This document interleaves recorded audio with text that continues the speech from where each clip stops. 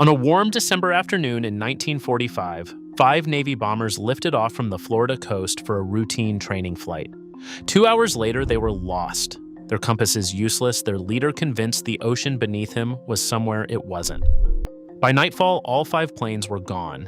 So was the flying boat sent to rescue them. 27 men vanished without leaving behind a body, a life raft, or even an oil slick on the water. 8 decades later, no one has ever found them. This is the story of Flight 19, the Everglades' most enduring mystery, and the incident that gave birth to the legend of the Bermuda Triangle. There was nothing ominous about December 5th, 1945. The Second World War had ended 4 months earlier. At the Naval Air Station in Fort Lauderdale, the day's business was training, turning young airmen into competent overwater navigators, one exercise at a time. The temperature was a mild 67 degrees, with billowing clouds pushed along by a gusting southwest trade wind. The general weather was considered average for training flights of this kind, aside from a few scattered showers. Nothing about the sky suggested that anyone would fail to come home.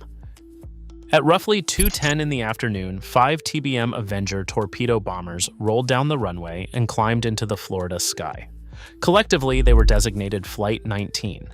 Aboard the 5 aircraft were 14 men, a mix of Marines and naval aviators, some of them trainees still building their hours. The plan was straightforward, a standard exercise called Navigation Problem Number 1. The flight would head east from the Florida coast, conduct practice bombing runs at a shallow patch of water called Hens and Chickens Shoals, then turn north and fly up over Grand Bahama Island. From there, they'd change course a final time and head southwest, back home to Fort Lauderdale. A neat triangle. 3 hours, start to finish.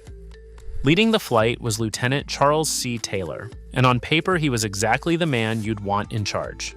Taylor was a seasoned naval aviator with some 2,500 flying hours to his name and multiple combat tours in the Pacific behind him. He knew how to fly, he knew how to fight. He was not a rookie who would panic at the first sign of trouble. The first leg went perfectly. The bombers reached the shoals and dropped their practice bombs without incident. Everything was going as planned, and then it wasn't. I don't know where we are. Somewhere after the bombing runs, something went wrong inside the cockpit of the lead plane. Taylor radioed that his compasses had failed. Worse than merely broken instruments, though, was what he believed they were telling him. Taylor became convinced that his squadron was over the Florida Keys, far to the southwest of their actual position. He thought he'd drifted way off course in the wrong direction entirely. This was the fatal error. If Taylor believed he was south of where he truly was, then flying north and east to get home would only take the flight farther out to sea, deeper into the open Atlantic and farther from land. Every correction he made to fix the problem made the problem worse. The transmissions that survive from that afternoon are haunting in their ordinariness. These were professionals trying to reason their way out of a disorienting situation, growing steadily less certain of the one thing a pilot must never lose: which way is home? As the confused hours wore on, the bombers' radio transmissions grew fainter, and their fuel supply dwindled toward empty. Ground stations tried to help. There were attempts to fix the flight's position, to talk Taylor onto a heading that would bring the squadron back over land. But radio contact was patchy and deteriorating, and the picture on the ground was nearly as confused as the one in the air. Eventually, the men could no longer communicate with land at all. Knowing that the plane's fuel would run dry around 8 o'clock that evening, the Navy launched a search and rescue effort while there was still a sliver of daylight and hope. This is the detail that lifts Flight 19 from a tragic accident into something stranger. 2 PBM Mariner flying boats, big lumbering seaplanes packed with rescue equipment, were scrambled and diverted toward Flight 19's last estimated position. One of them, carrying a crew of 13, lifted off from Naval Air Station Banana River at 7:27 that evening. About 10 minutes into its flight, the Mariner checked in with the tower, routine expected. That was the last anyone ever heard from it. The seaplane simply stopped transmitting and disappeared. Now the Navy wasn't searching for 5 aircraft, it was searching for 6. The rescuers had become part of the thing they were sent to find. In total, 6 aircraft carrying 27 men had vanished in a single evening, 14 from Flight 19 and 13 from the rescue plane. There's a grimly practical explanation floated for the Mariner, and it's worth stating plainly because it punctures at least part of the mystery. The remains of the Mariner and its crew were never recovered, but it's widely believed the seaplane exploded shortly after takeoff. These flying boats were notoriously accident-prone and were even nicknamed flying gas tanks because of how readily their fumes could ignite. A merchant ship in the area reported seeing flames on the water that night. It's entirely plausible the Mariner was lost to a spark and a fuel leak, an ordinary, terrible accident that had nothing supernatural about it. But that explanation covers one plane. It does not explain the other 5. At daybreak the following morning, the Navy launched one of the largest search efforts of its kind. For roughly 5 days, Coast Guard, Navy, and naval aviation crews combed the Atlantic and the Gulf, covering more than 250,000 square miles of ocean and coastline by the official reckoning. They found nothing. No aviators, no wreckage, no life raft, not even an oil slick. Think about what that absence means. Aircraft that go down at sea usually leave something. A debris field, a fuel sheen spreading across the surface, a floating seat cushion, a scrap of metal.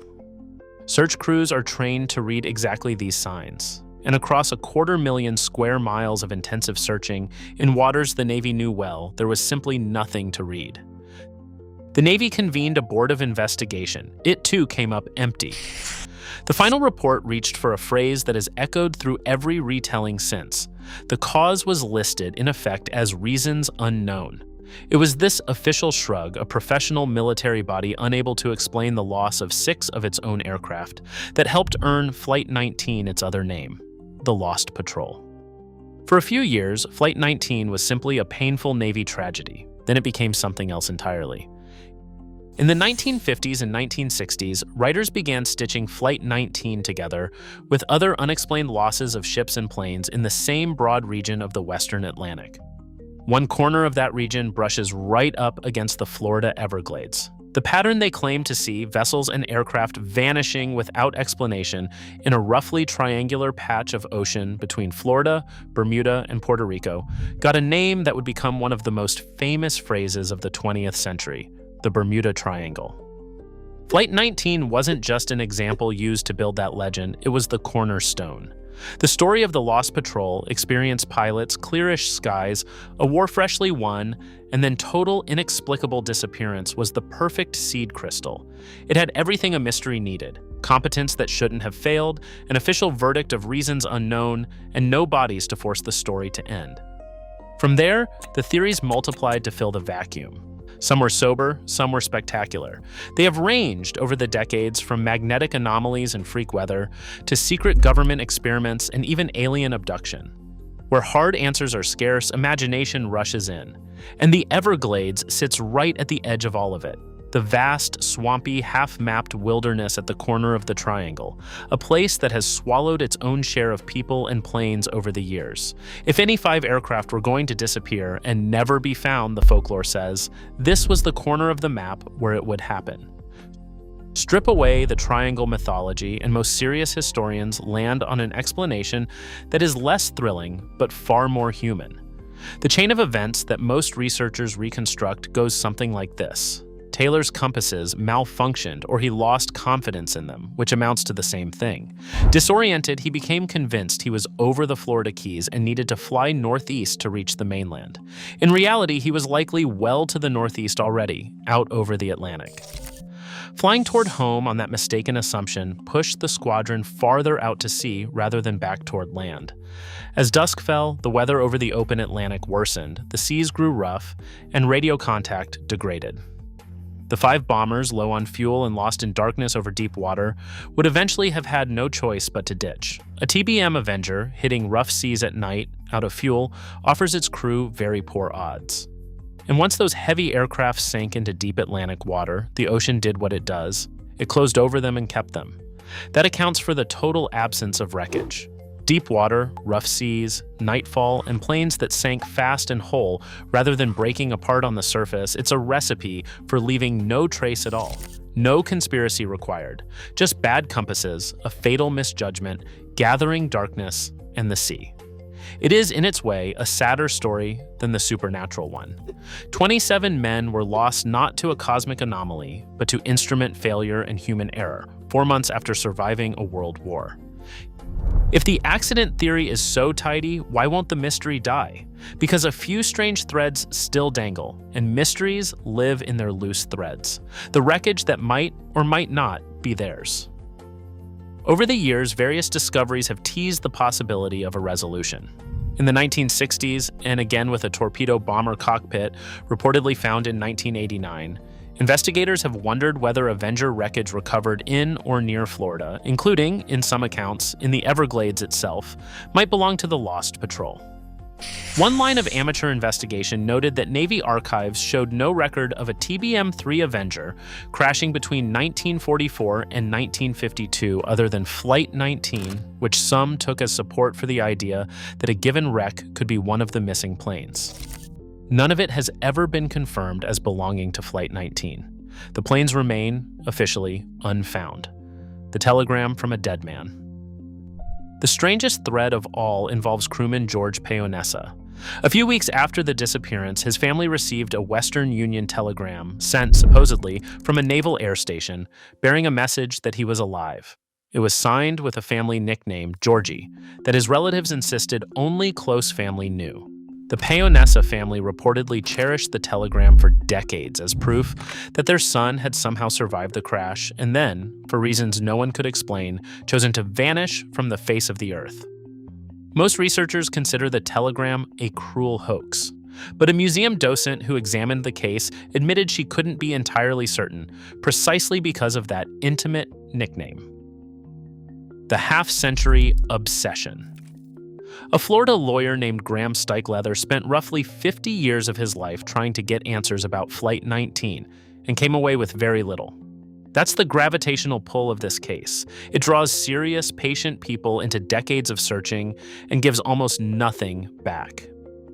Most mysteries eventually surrender. A body turns up, a confession surfaces. Time and technology close the file.